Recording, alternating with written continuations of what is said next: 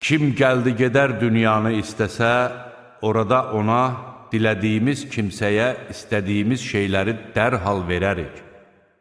Sonra isə onu qınanmış və Allahın rəhmətindən qovulmuş halda girəcəyi cəhənnəmə atarıq. Kim də axirəti istəsə, mömin olaraq bütün qəlbi ilə ona can atsa, onların səyi məmnuniyyətlə qəbul olunar.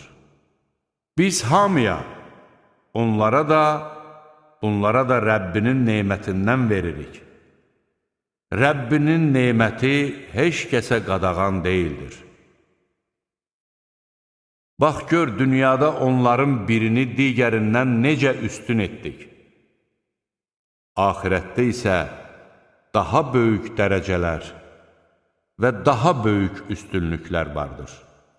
Allahla yanaşı başqa məbuda ibadət etmə, yoxsa zəlil və tənha qalarsan.